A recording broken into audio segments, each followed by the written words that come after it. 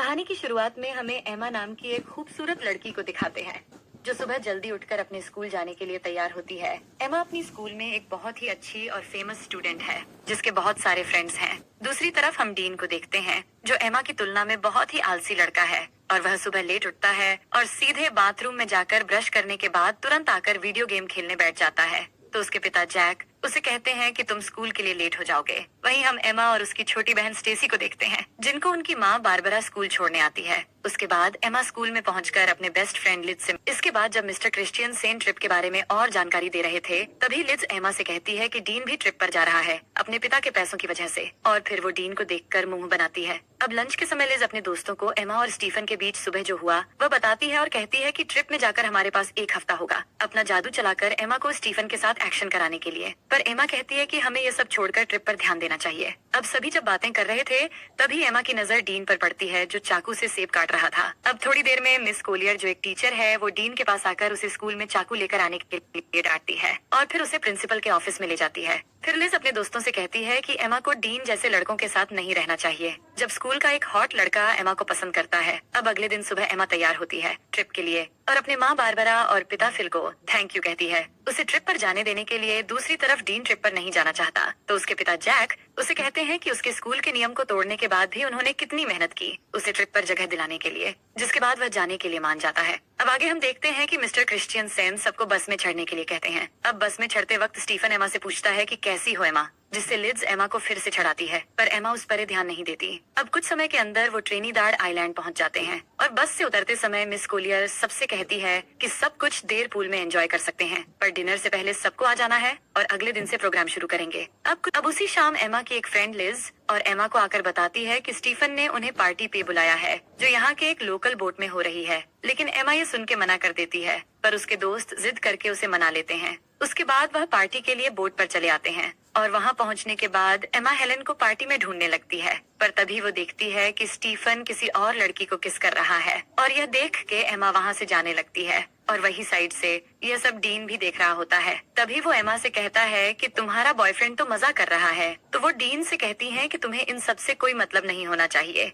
अब अचानक वहाँ पुलिस आ जाती है क्योंकि पुलिस को पता चल गया था कि यहाँ स्टूडेंट पार्टी में ड्रग्स ले रहे हैं और सबको बोट के सामने की तरफ आने को कहते हैं। तभी अचानक पैर फिसलकर एमा पानी में गिर जाती है और उसे गिरते हुए डीन देख लेता है तो वह भी उसे बचाने के लिए पानी में कूद जाता है और फिर उसे बचाकर एक छोटी बोट में ले जाता है। अब उस बोट की रस्सी बड़े बोट से जुड़ी हुई थी तो डीन उस रस्सी को काट देता है और एमा के पूछने पर वह कहता है कि मुझे पुलिस के झंझट में नहीं पड़ना है, पुलिस के जाने के बाद हम बड़े बोट तक पहुंच जाएंगे। लेकिन थोड़ी ही टाइम के अंदर वो बोट उनसे काफी दूर चला जाता है और तभी वहाँ पर तूफान शुरू होने वाला होता है, लेकिन डीन देखता है कि इसमें तो मोटर ही नहीं है। तभी उनके सामने से अचानक एक बड़ी सी लहर आती है और दोनों कस के बोट को पकड़ लेते हैं। इसके बाद सुबह हो जाती है और दोनों लहरों की वजह से बोट के साथ अरेबियन सागर में पहुंच गए थे। डीन का फोन भीग चुका था तो वह एमा को उसका फोन देने को कहता है पर एमा के फोन में नेटवर्क नहीं आ रहा था। फिर एमा डीन से कहती है कि हमें पार्टी बोट का पीछा करना चाहिए था तो डीन कहता है कि चिंता मत करो, कोई ना कोई हमें लेने आ जाएगा।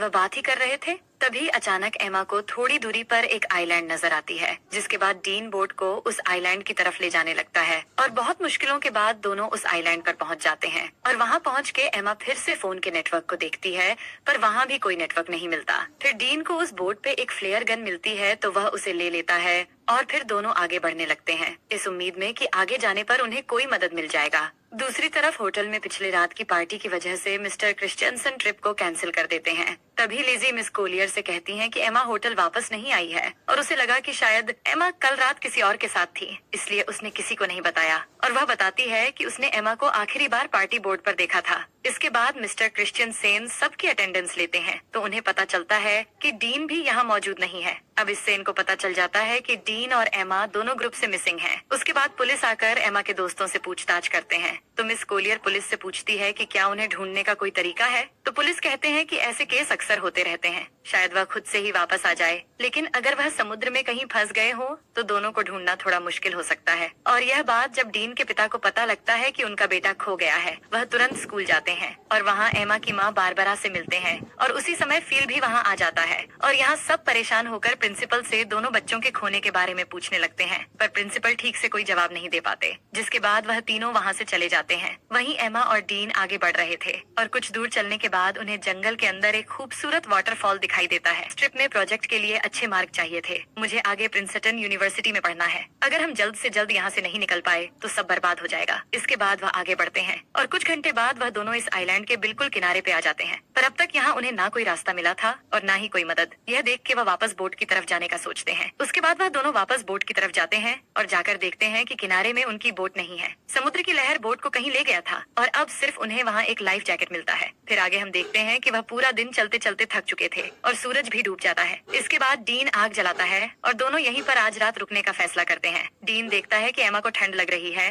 तो वह एमा को अपनी शर्ट उतार कर दे देता है। फिर दोनों बातें करने लगते हैं कि कल तक शायद हमारे पेरेंट्स हमें ढूंढ कर निकाल लेंगे। अब आगे हम देखते हैं कि सुबह हो जाती है और डीन जाग कर देखता है कि एमा यहाँ नहीं है, तो वह उसे ढूंढते हुए जाकर देखता है कि एमा समुद्र के किनारे पर SOS लिख रही है। तो वह पूछता है कि तुम क्या कर रही हो? तो वह कहती है जान बचाने की कोशिश कर रही हूँ और हमें पीने के लिए पानी ढूंढना होगा। उसके बाद डीन स्विमिंग करने चला जाता है। जैक कहते हैं कि अगर पुलिस कुछ कर नहीं पा रही है तो हम किसी प्राइवेट रेस्क्यू टीम को काम पर लगा सकते हैं। पर मिस्टर क्रिश्चियन सेन कहते हैं कि पुलिस अपना काम अच्छे से कर रही है और वह जल्द से जल्द बच्चों को ढूंढ निकाल लेंगे। वहीं हम देखते हैं कि एमा पीने के लिए पानी ले रही है। तभी उसे अजीब सा कुछ महसूस होने लगता है। उसे लग रहा होता है कि उसके आसपास कोई है और उसे देख रहा है, तो वो घबरा कर वहाँ से चली आती है। इसके बाद दोनों मिलकर धूप से बचने के लिए पत्तों से एक छोटी सी झोपड़ी तैयार करते हैं और थोड़ी देर बाद एमा समुद्र के किनारे बढ़ा करके SOS लिखती है ताकि रेस्क्यू टीम अगर यहाँ से गुजरे तो वो उन्हें मिल जाए। फिर दोनों को जो भी इस आइलैंड को खाने लायक मिलता है वो ढूंढ के खाने लगते हैं और डीन को केले का एक पेड़ मिलता है तो वो तोड़ के दोनों पेट भर के खाते हैं। अब इस आइलैंड में गर्मी बहुत होती है और एमा फुल पैंट नहीं पहन सकती और वो पैंटी पहनकर भी नहीं रह सकती,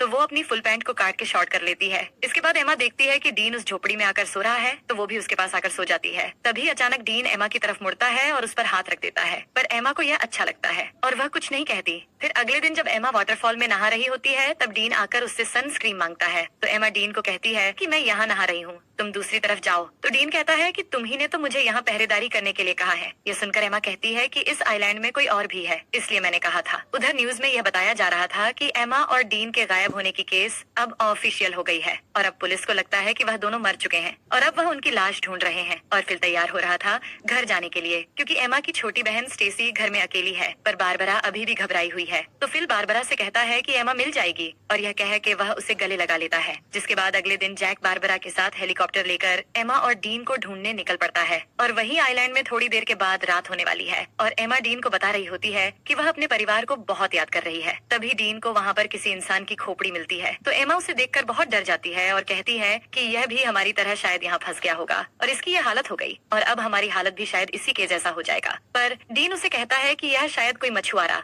या फिर कोई स्मगलर होगा जो यहाँ आकर मर गया था, लेकिन हमारे पीछे हमारे पेरेंट्स हैं और हम यहाँ अकेले नहीं हैं। और उसे विश्वास दिलाता है कि अगर हम एक दूसरे के साथ ऐसे ही देते रहेंगे तो हम यहाँ कभी नहीं मरेंगे और एक दिन हम जरूर घर वापस जाएंगे। और ये कहने के बाद वह एमा को किस करने लगता है। एमा पहली बार किसी को किस कर रही थी और उसे अच्छा भी लग रहा था और अब रात भी हो गई थी। फिर क्या होना था, डीन सारी हदें तोड़ देता है और आइलैंड में एक तूफान आता है और इस तूफान को एमा पहली बार एंजॉय करके बहुत खुश थी। फिर सुबह होने के बाद एमा जाग कर देखती है कि डीन यहाँ नहीं है, तो वह डीन को पुकारने लगती है पर वह उसे नहीं मिल रहा था। तो एमा बहुत घबरा जाती है और उसे ढूंढने के लिए जंगल में चली जाती है और थोड़ी दूर आगे जाकर वह देखती है कि डीन एक गड्ढा खोद रहा है। तो एमा को समझ नहीं आ रहा था कि डीन यह क्यों कर रहा है। तभी अचानक एमा गिर जाती है और उसे घुटने पर चोट लग जाती है, जिसके बाद डीन तुरंत उसकी चोट को ठीक करने लगता है और उसे कहता है कि तुम्हें कुछ नहीं होगा। फिर वो दोनों वाटरफॉल में नहाने लगते हैं और यहाँ डीन एमा को बताता है कि उसकी माँ एक कार एक्सीडेंट में मर गई थी और एमा उसकी बातों को अच्छे से सुनने लगती है। फिर थोड़ी देर बाद वहाँ बारिश होने लगती है और डीन उसमें मस्ती करने लगता है और एमा उसे देखकर खुश हो रही होती है। जिसके बाद दोनों बारिश में डांस करने लगते हैं और डीन एमा की बालों में एक फूल लगा देता है। अब एमा डीन से कहती है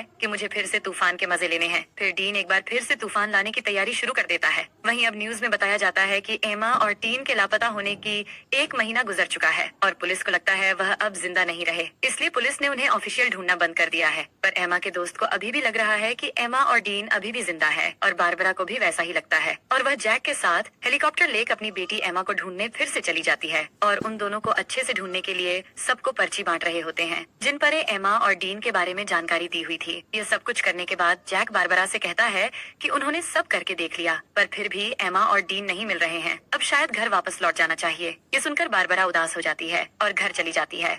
अब यहाँ उन्हें कुछ और हफ्ते बीत जाते हैं और दोनों आइलैंड के खूबसूरत एनवायरनमेंट के मजे लेने लगते हैं। वो समुद्र में नहाते हैं और बहुत मजे करते हैं और ऐसे ही वो एक दूसरे के बहुत करीब आ जाते हैं और जब भी उनका मन करता है तो वह तूफान और भूकंप के मजे लेते रहते थे। अब ये सब कुछ होने के बाद एमा डीन से पूछती है कि तुमने पहली बार कैसे किया था और वह कौन थी। तो डीन बताता है कि जब मैं स्कूल में था तब मेरा एक दोस्त थी जो मुझसे उम्र में बड़ी थी। अब डीन जानता था कि एमा की यह सब कुछ पहली बार थी तो वह पूछता है तुम्हें कैसा लगा। तो वह बताती है कि अच्छा था लेकिन तूफान की वजह से गलत जगहों पर रेत चली गई। इसके बाद एमा कहती है कि मुझे और एक्सपीरियंस करनी है। तो डीन कहता है कि ठीक है। अब आगे हम देखते हैं कि दोनों जंगल में जाते हैं कुछ फल लाने के लिए और डीन थोड़ा आगे जाकर फल तोड़ने लगता है। तभी अचानक उन्हें एक प्लेन की आवाज सुनाई देती है तो दोनों खुली जगह की तरफ भागने लगते हैं और डीन जल्दी से आकर उस प्लेन को सिग्नल देने के लिए एमा की बैग में फ्लेयर गन ढूंढने लगता है पर उसे वो नहीं मिलती। लेकिन तब तक वो प्लेन उनसे बहुत दूर चली जाती है। फिर एमा फिर से उस फ्लेयर गन को ढूंढने लगती है पर उसे भी नहीं मिलती।